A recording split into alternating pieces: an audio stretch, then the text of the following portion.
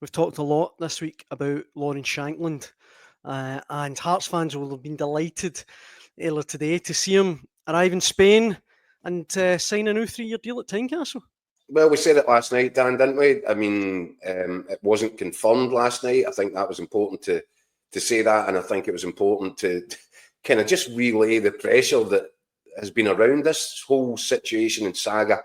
Derek McInnes didn't want to take anything for granted. As when we were on the show last night, the second half was just kicking off in a bounce game between Hearts and St Mirren in Spain behind closed doors. And Derek McInnes, right up until kickoff, was waiting to find out was there a definitive, was there an answer, was there actual pen on paper, and you can understand why there was a reluctance to take anything for granted. But I did say in the show last night that I expected Lawrence Shankland to get on a plane and go to Spain, and get everything finalised. That's how it transpired. Later last night, I think he did fly out from Glasgow Airport, and you saw from the pictures and some club media stuff that Hearts have released today, it's signed, it's sealed, he's back in his training kit, and he looks a happy boy about it. And I did say that for some time as well, Daniel. I really believed that this was something that the player wanted, the club wanted, the manager wanted, the fans wanted. And I'm really glad that, whatever the problem was, they managed to get around it and unblock the impasse. And Lawrence Shankland was a Hearts player. And I'll reiterate, I really think this is a really good news story, a good feeling, and that sort of adds to the motivation and the feel-good factor around Hearts right now this summer. And I expect them really to have a really significant season next season. And you can see from the comments, Singing the Blues says Hearts need to play him as a number 9, Andy. I mean, that, for me, last season was a bit wild, not playing him up front. With Derek McInnes, you'd imagine he will play up front. Yeah. I mean, I must say, I've got to applaud Lawrence Shankland for adding all the sort of skill set to his game that allowed him to play in that sort of deeper role, because I remember when he broke through, for me, he was nothing but an out-and-out sort of goal poacher. And I would never, I remember seeing him play for Dundee United one night at Tannadice during the sort of COVID season, and I was thinking, I remember wee Scott McDermott was forever sort of tipping him for a move for Rangers at that point, and I was like, Scott, I don't see it. Yeah, he's a goal scorer, but I didn't think there was enough to his game that would allow me to sort of hit the heights that he has. And fair play to him. I mean, he's absolutely sort of taking his game to new levels. I just look at the pictures there. I mean, for me, I think he looks leaner. I think that was an issue last season. I didn't think he was at his peak fighting weight. I think just judging from these pictures, it's not the most scientific of tests, but for me, it looks like he's in good nick already.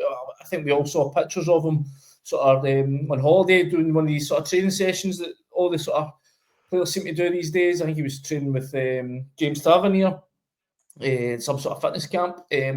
He looks like he's in good nick. I think that should be encouraging for Hearts. I think Derek McInnes, I believe, is the type of guy that will get the most out of him. I think Derek McInnes is somebody who likes a proper centre forward. I think he'll build his team not just around him, but geared towards getting the best out of Lawrence Shankland. And I think we all agree last year was a disappointing one. I don't think the contract talk helped last season. He'd had that incredible year before, hitting, 32 goals for club and country, went to Euros. But then obviously there was all that talk at that stage around, is he leaving? And obviously the never-ending speculation about a move to Rangers. As far as I was aware, that was never on the cards, the move to Rangers. He keeps obviously talking about Agamani and his ability to press. As far as I'm aware, that was always the reason why Rangers weren't interested in him. They didn't feel that he was dynamic enough in how he lead the line in a defensive sense. In terms of Hearts, so in terms of McInnes, he'll want somebody at the top end of the park that knows where the goals are. And that's what Lawrence Shankland guarantees you. And I think you're absolutely right. You play him as your centre forward. You ask him to stand between the posts and you deliver balls to him. And then football can be a game that can be overcomplicated at times. I think when it comes to Lawrence Shankland, just give him the ball in the box. You'll see the benefit of that. Keith, hit me with a prediction before we wrap up. How many goals will Shankland score next season? Look, do you know what? Came out. What I would say is, pass that, Daniel. Jesus. hospital pass. What I would say is, I would be surprised if he got any less than 20, and not surprised if he got considerably more than that. I think if you put the kettle on for 20 goals, you won't be disappointed. Aye, I think that's fair. Tentatively, I'd say 20 plus. No, no, I completely agree. I think, like you said, Andy, he knows where the goal is. I think 20, I was going to say it was a safe bet. I don't think you can ever go that far, but well, you never know injuries and all that. But you know, so you need to. But all things being equal, Lon Shankland playing regularly, staying fit, I don't think that 20 is an unreasonable target for him to set himself. And as I said, I wouldn't be surprised if he did a little bit better than that. Because last season, what was it? Was it no? Just about made double figures last season. You consider that a poor return from him. So it's a poor season for him last season. Yeah. If you can get any sort of form out of him, I think 20s are a real asset, especially if Hearts can sort of, themselves a team. Because the problem was last year nobody was scoring goals for Hearts last year, and that's obviously led to their struggles. But if Hearts as a team, if the guys running about them can contribute and they can be a much more forceful attack, then I don't think there you go 9. I don't think 20 is a far stretch for a guy who has ability. Also, Andy, I think you hit the nail on the head when you said that Derek McInnes will design this team around his qualities in order to get the best out of him. Derek McInnes, some people complain about his style of football. I think in the right environment, and I think the right environment will be Hearts, I think it might be similar to what he did at Kilmarnock. Two strikers, wingers, wide guys. The priority being get the ball out wide, get it into the box, create as many chances, get teams on the back foot, be dynamic, be aggressive, front-footed.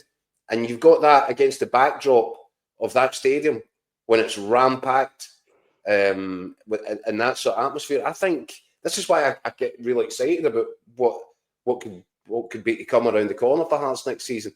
And if that's the way that he goes about it, and I strongly suspect it will be, then I think the amount of chances and the XG that Lon Shankland will get, the Dolphins will talk about that.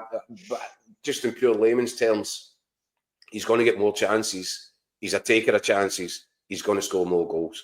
It's as simple as that. I'm just